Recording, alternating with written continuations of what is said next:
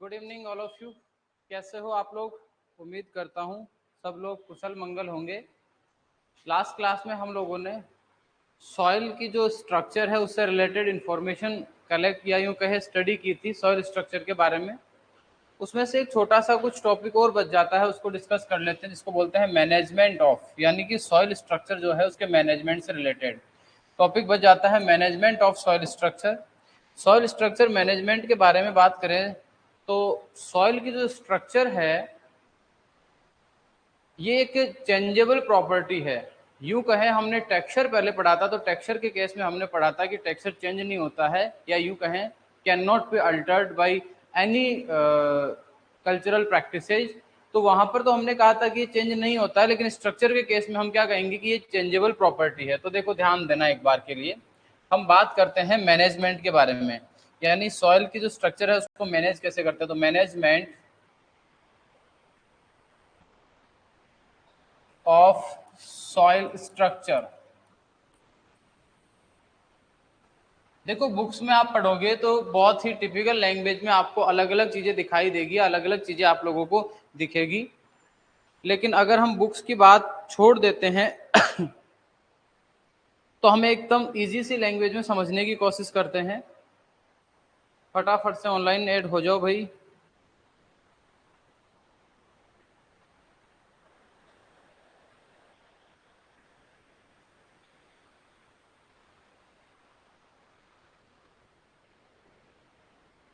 ठीक है, ओके। तो हम बात करते हैं मैनेजमेंट की। तो मैनेजमेंट में आप लोगों को इजी सी लैंग्वेज में कुछ इजी चीज़ों को एक्सप्लेन करने की कोशिश करता हूँ। जैसे सबसे पहले नंबर पर बात करते हैं हम सॉइल स्ट्रक्चर को सबसे ज्यादा अगर कोई डिस्ट्रॉय करता है तो वो होता है, ध्यान रखना, टिलेज। यानी सॉइल स्ट्रक्चर को सबसे ज्यादा डिस्टर्ब करने वाली प्रैक्टिस है टिलेज। यानी कि फर्स्ट ऑप्शन, अगर आपको सॉइल के स्ट्रक्चर को मैनेज रखना है तो आपको tillage always optimum moisture content पे ही परफॉर्म करना चाहिए। यानी पहली बात हो जाती है कि टिलेज ऑपरेशंस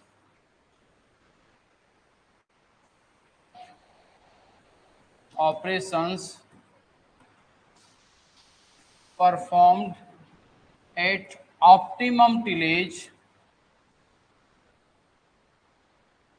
और ऑप्टिमम टिलेज की अगर हम बात करें तो ऑप्टिमम टिलेज ऑलवेज दें, याद रखना। ऑप्टिमम टिलेज की अगर हम बात करते हैं तो ऑप्टिमम टिलेज होती है फील्ड कैपेसिटी। यानी किसी भी सॉइल में अगर आपको टिलेज, अगर स्ट्रक्चर को मैनेज करने के लिए टिलेज ऑपरेशंस परफॉर्म करने हैं तो उसके लिए सबसे ऑप्टिमम कंडीशन रहती है, ध्यान रखना आप लोगों को, फील्ड कैपेसिटी। आगे चल के हम इसको और डिटेल में पढ़ेंगे, पर फिलहाल आप ध्यान रखना tillage operations always perform on field capacity, क्योंकि ये सबसे ऑप्टिमम है। सेकंड बात करते हैं, टिलेज आप करोगे चाहे वो कहीं किसी लेवल पे भी करो, आप ऑप्टिमम मॉइस्चर लेवल जिसको हम फील्ड कैपेसिटी करते हैं, तो भी डिस्ट्रक्शन ऑफ सॉइल स्ट्रक्चर होता ही है। इसका मतलब हमें क्या करना चाहिए, हमें अडॉप्ट कर लेना चाहिए जीरो टिलेज, या फिर यूं कहें मिनिमम टिलेज, या यूं कहें कंजर्वेशन टिलेज हमें अडॉप्ट कर लेना चाहिए।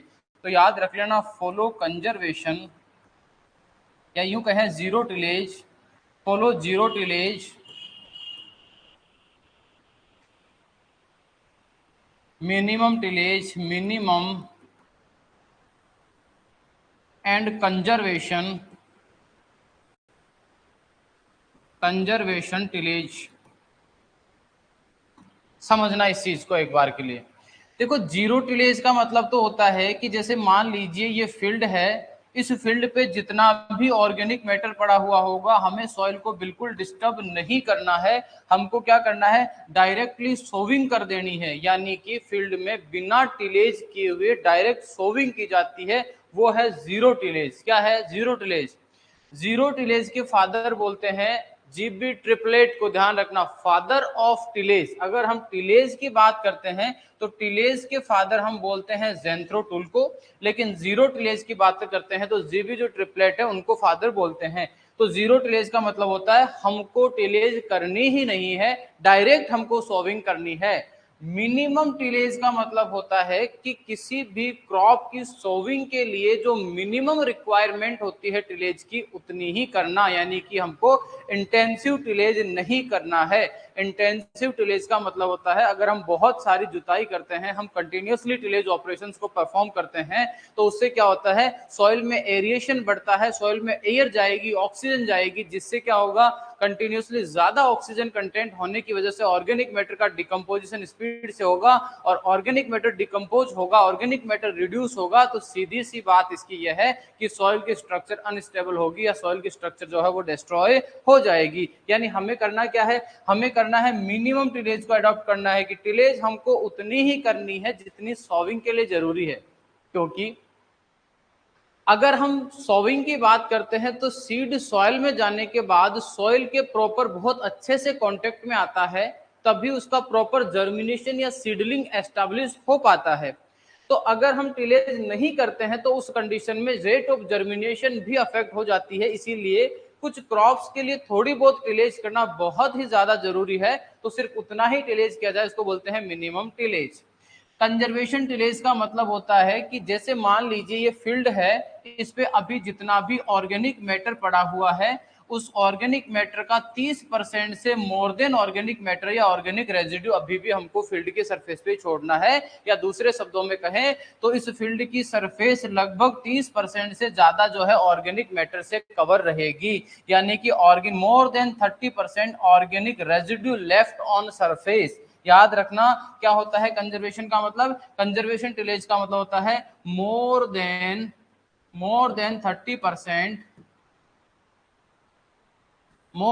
30% ऑर्गेनिक रेजिड्यू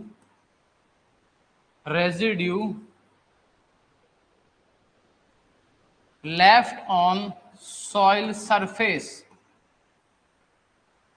यानी कहने का मतलब है कि याद रखना एग्जाम में डायरेक्टली क्वेश्चन आता है कि व्हाट इज कंजर्वेशन टिलेज या amount of organic matter is left on surface of soil. तो याद रखना मोर देन 30% या यूं कहें 30% से ज्यादा ऑर्गेनिक मैटर सॉइल की सरफेस पे छोड़ दिया जाता है, उस टिलेज को बोलते हैं कंजर्वेशन टिलेज। हम जनरली हमारे घर पर टिलेज ऑपरेशन परफॉर्म करते हैं तो हमारा मकसद होता है कि जितना भी ऑर्गेनिक मैटर हो सारा खत्म कर देते हैं, सॉइल को एकदम नीट एंड क्लीन करते हैं। लेकिन याद रखना कंजर्वेशन टिलेज जो होता है उसका मतलब होता है हमको रेजिड्यू कम से कम 30% से ज्यादा सरफेस पे ऐसा कैसे छोड़ना है। मिनिमम का मतलब होता है हमें इतनी ही टिलेज करनी है कि सिर्फ क्रॉप की सोविंग कर पाए, बस ओनली इतना सा टिलेज करना है। और जीरो का मतलब होता है हमें टिलेज करना ही नहीं है। तो पहला तो हो गया कि टिलेज ऑपरेशन फील्ड कैपेसिटी पे करो। दूसरा हो गया कि टिलेज करो ही मत, या तो जीरो करो या मिनिमम करो या कंजर्वेशनल टिलेज को फॉलो करो।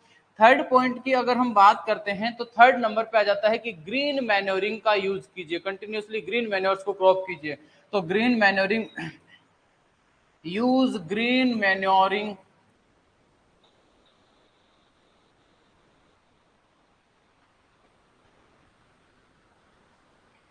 यूज ग्रीन मैन्योरिंग, यानी ग्रीन मैन्योर जो क्रॉप्स होती है उन ग्रीन मैन्योर क्रॉप्स को फॉलो कीजिए या यूं कहें उनका यूज कीजिए। ध्यान रखना आप लोग, अगर आपको क्वेश्चन पूछ ले best green manure crop is, then आपका आंसर होना चाहिए सनहेम्प।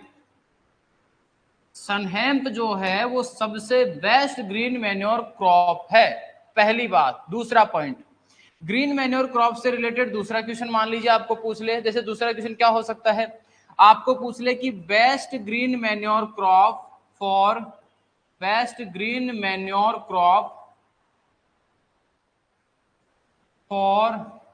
Wetland soil. देखो वेटलैंड, यहाँ एक बहुत अच्छा शब्द यूज किया है टर्मिनोलॉजी, वेटलैंड। वेटलैंड का मतलब ऐसी लैंड जहां पर ह्यूमिड क्लाइमेट हो या जहां पर यूं कहें वाटर लॉग्ड कंडीशन हो, तो वहां के लिए कौन सी ग्रीन मैन्योर क्रॉप अच्छी रहती है। तो याद रखना ऐसी जगह के लिए ढेंचा जो है वो most suitable green manure crop है। और लास्ट वन की अगर हम बात करें तो आपको ऐसा भी पूछा जा सकता है कि best green manure crop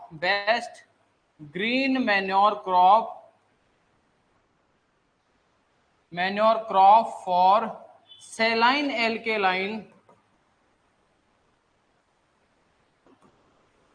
alkaline soil, तो याद रखना जो सैलाइन एल्केलाइन होती है, सैलाइन एंड एल्केलाइन सॉइल होती है, उसके लिए भी कौन सी होती है, उसके लिए भी ढेंचा सबसे बेस्ट है। बहुत सारे क्वेश्चन डिस्कस कर रहा हूं मैं यहाँ पर, ध्यान रखना। वेटलैंड के लिए, दूसरा मैंने कहा सैलाइन के लिए भी कौन सा है, ढेंचा है। इधर मैंने कहा सबसे बेस्ट कौन सी है, सनेम है। और लास्ट वन आपको पूछ ले कि ड्राई कंडीशन के लिए बताइए, तब आपका आंसर फिर से चेंज हो जाएगा। वैसे ग्रीन मैन्योर क्रॉप में आपको डिटेल में पढ़ाऊंगा, पर ये कुछ बेसिक क्वेश्चन है, यहाँ आ गए हैं तो इनको डिस्कस कर ही लेते हैं। तो देखो याद रखना, पहला क्वेश्चन क्या बन जाता है, पहला क्वेश्चन बन जाता है कि बताइए बेस्ट ग्रीन मैन्योर क्रॉप कौन सी है। सेकंड क्वेश्चन बन जाता है best green manure crop for waste wetland कौन सी है। थर्ड क्वेश्चन आपका यहाँ बन जाता है कि best green manure crop for saline and alkaline condition के लिए कौन सी है, ढेंचा है। और यहाँ पर फोर्थ एक क्वेश्चन और आता है, ध्यान रखना, best green manure crop for best green manure crop for dry land. तो याद रखना ड्राई लैंड जो एरिया है वहां के लिए होता है सनहैम। और एक क्वेश्चन और बन जाता है, ध्यान रखना, फिफ्थ नंबर पे। ये सारे के सारे क्वेश्चन किससे बिलोंग कर रहे हैं, यहाँ ग्रीन मैन्योरिंग के लिए। और ग्रीन मैन्योरिंग किसके लिए सजेस्ट किया मैंने, कि management of soil structure, soil structure को मैनेज करने के लिए हमको क्या करना चाहिए, टिलेज जो होती है उसको ऑप्टिमम मॉइस्चर कंडीशन यानी फील्ड कैपेसिटी पे करना चाहिए। हमको फॉलो करना चाहिए zero tillage, minimum tillage, conservation tillage. Conservation tillage क्या होता है वो भी एक्सप्लेन कर दिया, मिनिमम क्या होता है वो भी कर दिया, जीरो क्या होता है वो भी एक्सप्लेन कर दिया। इसके अलावा यूज ग्रीन मैन्योरिंग, यानी कि आपको क्या करना चाहिए, ग्रीन मैन्योरिंग जो होती है उसको फॉलो करना चाहिए। अब ग्रीन मैन्योरिंग से 4-5 क्वेश्चन है जो बार बार एग्जाम में रिपीट होते हैं, उनको एक्सप्लेन कर दिए है। इसके अलावा आ जाता है, ध्यान रखना, best green manure crop for best green manure crop for rice. तो राइस की अगर हम बात करते हैं तो यहाँ राइस के लिए याद रख लेना, राइस के लिए यहाँ पर चेंज हो जाता है आपका ऑप्शन। तो राइस की अगर हम बात करते हैं तो यहाँ पर हम ग्रीन मैन्योर क्रॉप के रूप में आप याद रखना जो वाटर फर्न होता है, जिसका आप लोगों ने बहुत बार नाम सुना होगा, एजोला, एजोला का यूज करते हैं। किसका यूज करते हैं, एजोला का यूज करते हैं। Azolla is best green manure crop for rice, यानी राइस के लिए अलग है, ड्राई लैंड एरिया के लिए अलग है, याद रखना वेटलैंड एरिया के लिए अलग है, याद रखना सेलाइन एल्केलाइन के लिए अलग है। तो सारी जगह यहाँ अलग अलग है। ये सारे ग्रीन मैन्योर के कुछ इंपॉर्टेंट टर्म्स हैं, यूं कहें क्वेश्चन है, जिनका आपको ध्यान रखना है। तो पहला हो गया टिलेज का, दूसरा जीरो टिलेज फॉलो करो, ग्रीन मैन्योरिंग करो। इसके अलावा एक क्वेश्चन जो बार बार हर एक एग्जाम में पूछा जाता है वो ये है कि कौन सा ऐसा फर्टिलाइजर है जो सॉइल के स्ट्रक्चर को इंप्रूव करता है। तो ध्यान रखना आप लोग, जैसे आप नाइट्रोजन के फर्टिलाइजर पढ़ेंगे, आगे चल के पोटेशियम के पढ़ेंगे, फास्फोरस के पढ़ेंगे, तो इनमें जो फॉस्फेटिक फर्टिलाइजर्स होते हैं ये सॉइल के स्ट्रक्चर को इंप्रूव करते हैं। ये बात आप लोगों को ध्यान में रखनी है। तो देखो समझना, फॉस्फेटिक फर्टिलाइजर्स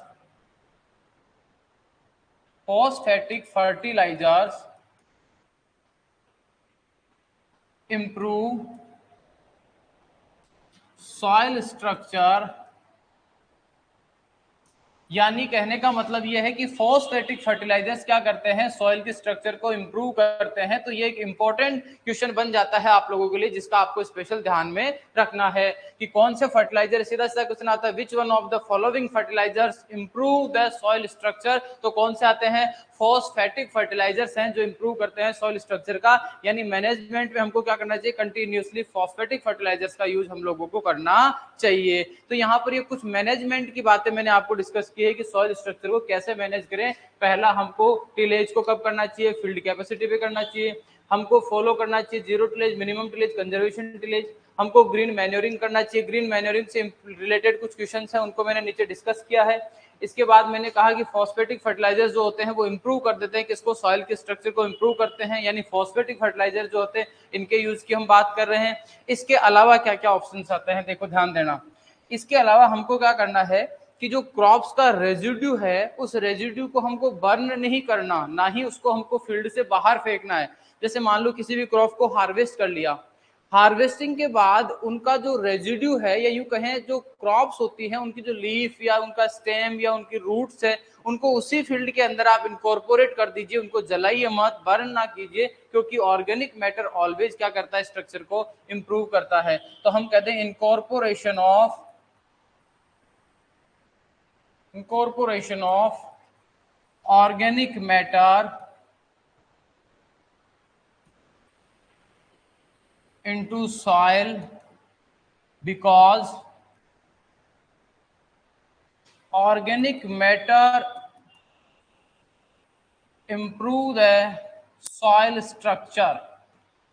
और किस तरह से इंप्रूव करता है ये मैंने जेनेसिस में समझा दिया था कि ऑर्गेनिक मैटर का डिकम्पोजिशन होगा, ह्यूमिक एसिड बनेगा। ह्यूमिक एसिड जो है वो सॉइल पार्टिकल्स को बाइंड करने का काम करता है और स्ट्रक्चर अपने आप अल्टीमेटली इंक्रीज हो जाएगी। तो ये भी आपको ध्यान रखना है, इनकॉर्पोरेशन ऑफ ऑर्गेनिक रेजिड्यू, या फिर यूं कहें incorporation of organic matter into soil, या फिर आप लोग इनकॉर्पोरेशन ऑफ ऑर्गेनिक मैटर तो नीचे लिख दिया मैंने, इसकी जगह लिख दिया ऑर्गेनिक रेजिड्यू या residue of crops, incorporation of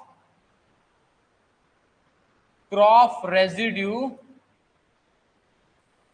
into soil. यानी आपको क्रॉप रेजिड्यू को भी क्या करना है, इनकॉर्पोरेट करना है। या फिर आप क्या कर सकते हो, use of manures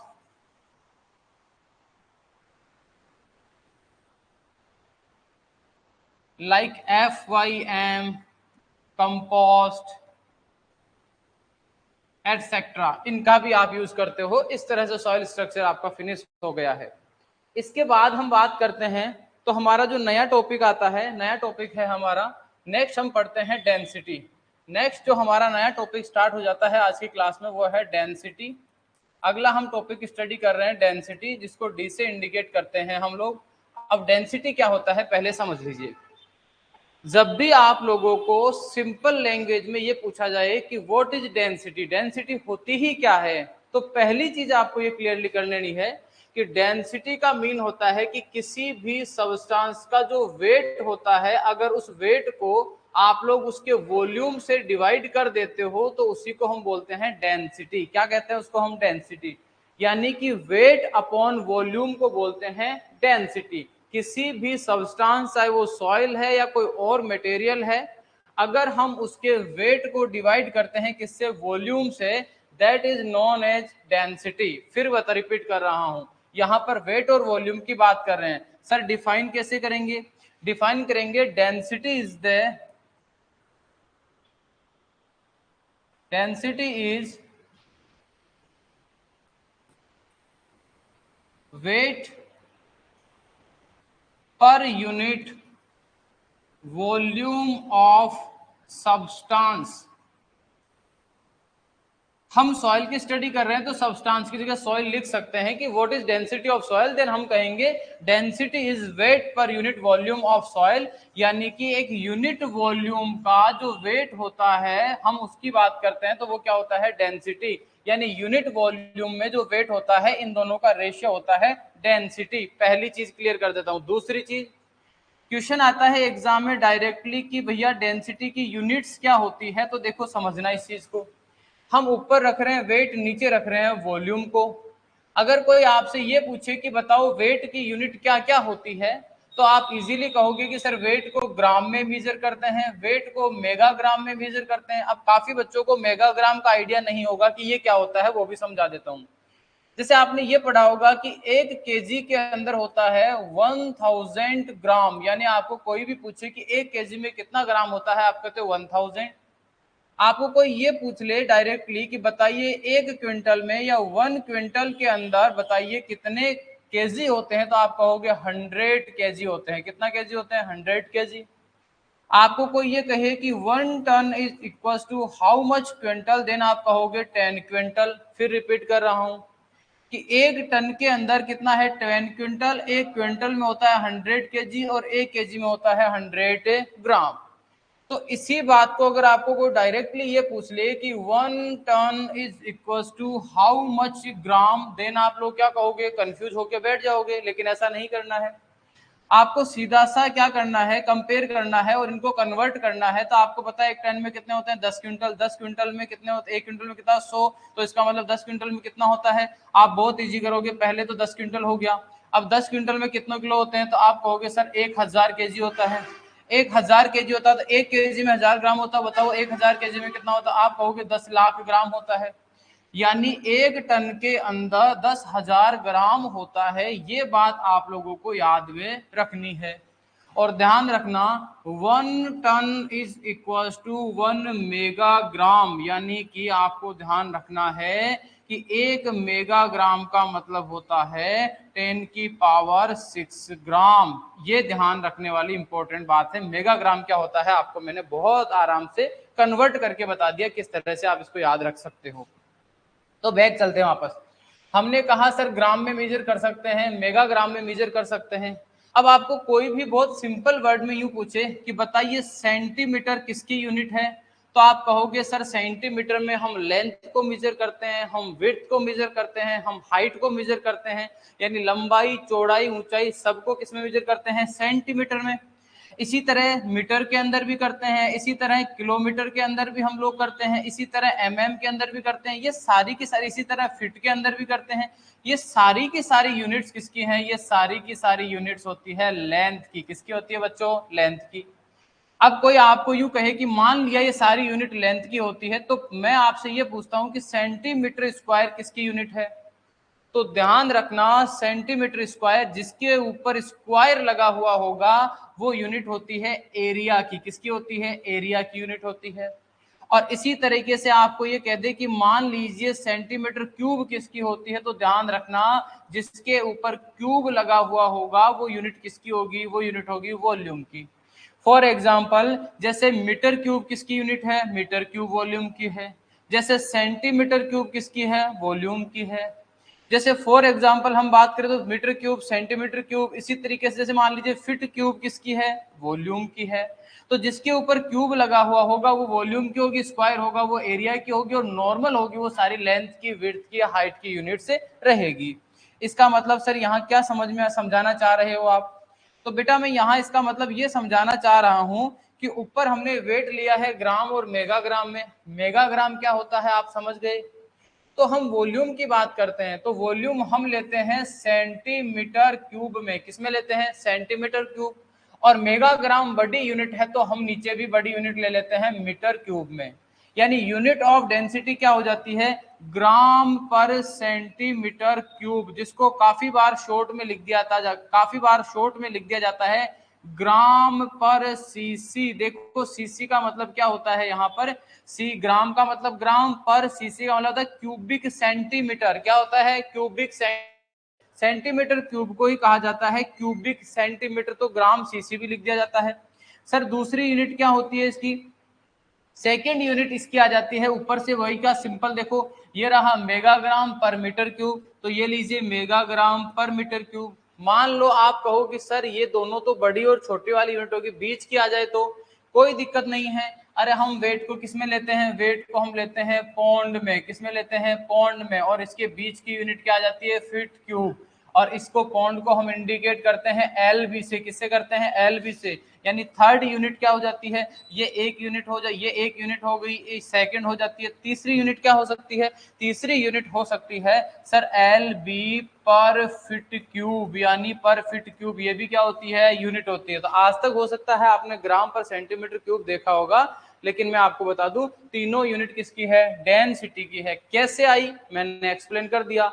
what is density, तो डेंसिटी होती है, density is the weight per unit volume of substance. किसी भी सब्सटेंस का वेट पर यूनिट वॉल्यूम होता है, या यूनिट वॉल्यूम का जो वेट होता है, इन दोनों की अगर हम बात करें, इन दोनों का हम रेशियो निकाले तो उस रेशियो को हम बोलते हैं डेंसिटी। सिंपल शब्दों में आपको दिमाग में आज के बाद एक ही बात बिठानी है कि डेंसिटी का मतलब होता है कि किसी भी वस्तु के वेट को हम उसी के वॉल्यूम से डिवाइड कर दें, that is known as density. Simple सी बात है, आप उसका वेट कीजिए, वेट से वॉल्यूम को डिवाइड कर दीजिए, उसी को बोलते हैं डेंसिटी। जनरली अगर हम बात करते हैं तो डेंसिटी कितने टाइप की होती है, 2 टाइप की होती है। हम यानी बात करें यहाँ पर टाइप ऑफ डेंसिटी, अगर हम बात करते हैं सॉइल के रेफरेंस में तो कितने टाइप की होती है, 2 टाइप की होती है। जिसमें नंबर 1 पर हम बात करें तो नंबर 1 पर एक तो आती है पार्टिकल डेंसिटी। किसकी आती है, एक तो पार्टिकल डेंसिटी आ जाती है। और सेकंड नंबर पे हम बात करें तो सेकंड नंबर पे एक आ जाती है जिसको हम पार्टिकल डेंसिटी। दूसरे नंबर पर आ जाती है, एक आ जाती है बल्क डेंसिटी। क्या आ जाती है, बल्क डेंसिटी आ जाती है। यानी आपको याद रखना है डेंसिटी कितने टाइप की हो गई है, 2 टाइप की। Number 1 is particle density, number 2 is bulk density. यहां से न्यूमेरिकल आता है। आपके सिलेबस को जब आप लोग देखोगे ना तो उसमें डायरेक्ट लिखा हुआ आता है न्यूमेरिकल ऑफ डेंसिटी, यानी डेंसिटी का न्यूमेरिकल जीआरएफ के पेपर में नहीं आए, ये बिल्कुल ही अच्छी बात नहीं है। क्यों? क्योंकि हर बार यूं मान के चलिए, कभी कभार नहीं आए तो अलग बात है, लेकिन ऑलमोस्ट हर बार जिस तरह से नॉर्मलिटी के क्वेश्चन आते हैं, जिस तरह से मॉइस्चर कैलकुलेशन का आता है, ठीक उसी तरीके से एग्जाम के अंदर डेंसिटी कैलकुलेशन का क्वेश्चन भी आता ही आता है। तो इस बात का आप लोगों को विशेष ध्यान रखना है। तो हम डेंसिटी के बारे इसको खत्म करते हैं, उसके बाद में इसके जितने भी पॉसिबल, जितने भी न्यूमेरिकल होते हैं पॉसिबल, सारे हम स्टडी कर लेंगे। तो फर्स्ट आ जाता है पार्टिकल डेंसिटी, सेकंड कौन सा आ जाता है? Bulk density. अब समझना इस चीज को, पार्टिकल डेंसिटी में चीख चीख के कह रहा है कि केवल किसकी डेंसिटी होगी? पार्टिकल्स की। बल्क डेंसिटी कह रही है कि भैया मैं तो बल्क की हूं, मैं तो सॉइल एयर की भी हूं, तो सॉइल पार्टिकल्स की भी हूं। समझाता हूं क्या मतलब है। जैसे मान लीजिए ये सॉइल के पार्टिकल्स हैं, और सॉइल के पार्टिकल्स को अगर हम देखते हैं तो इनके बीच में जो खाली जगह होती है, इसी खाली जगह को तो हमने कहा था पोर स्पेस है। ये कौन सा स्पेस है? पोर स्पेस है। पोर स्पेस को ही कहा जाता है वॉइड रेशियो। क्या कहा जाता है इसी को बोल देते हैं वॉइड रेशियो। ध्यान रखना। तो यहाँ जो खाली जगह है, ये जितनी भी खाली जगह आपको दिखाई दे रही है, इस खाली जगह की बात करें तो ये क्या है? ये पोर स्पेस है। इसके अंदर एयर है, इसके अंदर क्या है? एयर है। तो याद रखना, पार्टिकल डेंसिटी के अंदर ये वॉइड रेशियो जो होता है इसको इंक्लूड नहीं करते हैं। सोइल के अंदर जो एयर है उसको इंक्लूड नहीं करते हैं, वो एक्सक्लूड रहती है, उसको काउंट नहीं किया जाता है। और अगर बात करें बल्क डेंसिटी, तो इसके अंदर सॉइल के पार्टिकल भी आते हैं, और इसके अंदर जो वॉइड रेशियो होता है, या यूं कहें जो खाली जगह स्पेस है, जो एयर है, वो भी इंक्लूड होती है। ये बात आपको बहुत अच्छे से समझने की जरूरत है, क्योंकि सबसे बड़ी बात यही है, यहीं से इन दोनों का डिफरेंस क्रिएट होता है। यानी इसने कहा कि मुझे केवल किसके मतलब है? मुझे केवल पार्टिकल से मतलब है। तो हमने कहा ठीक है भैया, तो पार्टिकल डेंसिटी। तो पार्टिकल डेंसिटी का मतलब हो गया, ये पार्टिकल्स होते हैं, ये सॉलिड होते हैं। कैसे होते हैं? सॉलिड होते हैं। जैसे मान लीजिए यहाँ बीच बीच में ऑर्गेनिक मैटर के टुकड़े भी हैं, तो इसका मतलब इसमें जो पोर्शन सॉलिड वाला है ना, उन सबको हमको काउंट करना है, सिर्फ एयर स्पेस को नहीं करना है। तो हम इसको बोलते हैं सॉलिड पोर्शन, यानी कि हम सिर्फ सॉलिड पार्टिकल ना कहकर इसको बोलते हैं सॉलिड पोर्शन। एक होता है पोर स्पेस।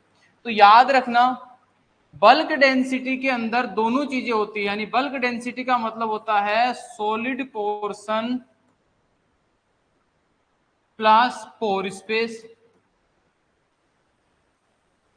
और इसके अंदर क्या होता है? इसके अंदर ओनली प्रेजेंट रहता है, याद रखना, सॉलिड पोर्शन। कौन सा होता है? सॉलिड पोर्शन को हम इसके अंदर काउंट करते हैं। अगर हम यूनिट की बात करें तो यूनिट जो डेंसिटी की है, आपको कंफ्यूज नहीं होना, पार्टिकल और बल्क दोनों की यूनिट वही है। सर फॉर्मूला क्या होगा?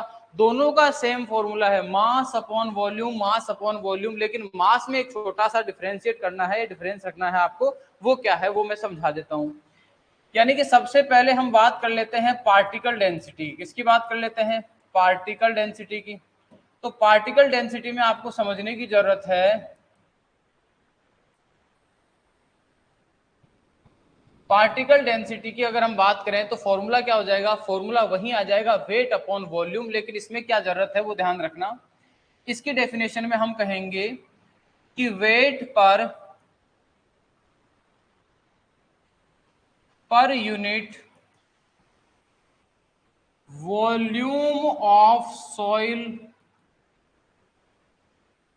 सॉलिड्स। ध्यान रखना, जब भी पार्टिकल डेंसिटी की बात करें तो पार्टिकल्स कैसे होते हैं? सॉलिड होते हैं। मैंने साफ साफ कहा है कि इसके अंदर ओनली काउंट करेंगे सॉलिड पोर्शन को। तो इसकी डेफिनेशन जब भी एग्जाम में आएगी तो सॉइल सॉलिड्स लिखा हुआ आएगा, या सॉइल सॉलिड पोर्शन करके लिखा हुआ आएगा, सॉइल सॉलिड पोर्शन करके आपको लिखा हुआ मिलेगा। क्लियर है? और अगर मान लीजिए आपको एग्जाम में इसी के सिमिलर, जैसे मान लीजिए सेकंड है हमारी बल्क डेंसिटी, तो बल्क डेंसिटी की बात करें कि ये क्या होती है, तो बल्क डेंसिटी में साफ साफ लिखा हुआ आता है कि weight per unit volume of dry soil. और ड्राई सॉइल के ब्रैकेट में लिख लीजिए, इसमें दोनों चीजें काउंट होती है। यानी इसमें कौन काउंट होता है?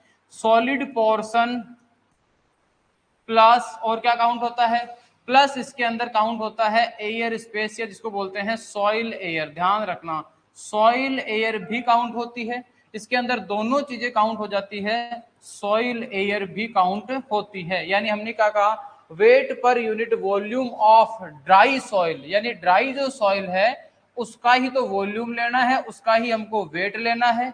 तो उसका अगर हम बात करें यूनिट वॉल्यूम के अंदर जो वेट आता है, इन दोनों का जो रेशियो होता है उसको बोलते हैं बल्क डेंसिटी। डिफरेंस क्या है, डिफरेंस डेफिनेशन में सिर्फ इतना है कि यहां पर लिखा हुआ था पार्टिकल डेंसिटी में, यहां लिखा हुआ था वॉल्यूम ऑफ सॉइल सॉलिड्स, जबकि यहां ऐसा नहीं है, यहां ड्राई सॉइल लिखा और ड्राई सॉइल में भी क्या आता है, ड्राई सॉइल में आता है सॉइल सॉलिड प्लस साथ में ये चीज यहां की बजाय मैं यही लिख देता हूं ताकि आपको समझ में आ जाए कि प्लस में सॉइल एयर, यानी हम दोनों चीजों को काउंट करते हैं।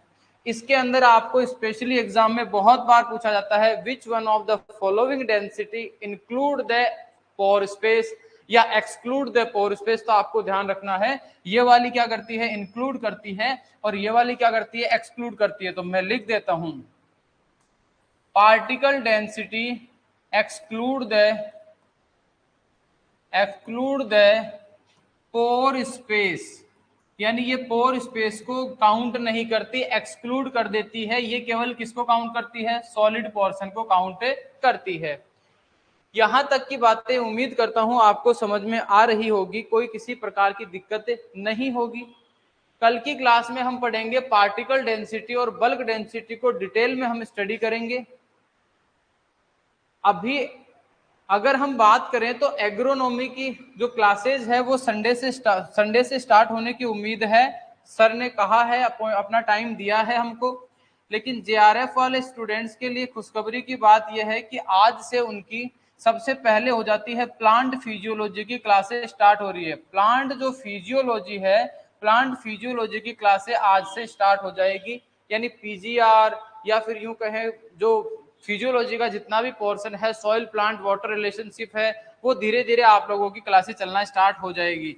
साथ में आप लोगों की जो ऑर्गेनिक केमिस्ट्री वाला पोर्शन है वो भी स्टार्ट करवाया जा रहा है, और जो सॉइल साइंस है वो तो कंप्लीट मैं आपको पढ़ा ही रहा हूँ, तो उसकी क्लासेस तो आपकी कंटिन्यू रहेगी, इनमें कोई डिस्टर्बेंस नहीं रहेगा। इसके अलावा कुछ क्लासेस एक्स्ट्रा आप लोगों की स्टार्ट हो रही है, उनकी जानकारी मैं आपको दे रहा हूँ। किसी को टेंशन लेने की जरूरत नहीं है, यहाँ आपकी जो जितनी भी एक्सपर्ट फैकल्टी है, अलग अलग टॉपिक को अलग अलग टीचर्स के द्वारा पढ़ाया जाएगा। जो जिस सब्जेक्ट का एक्सपर्ट होगा वो उस सब्जेक्ट की क्लास लेगा।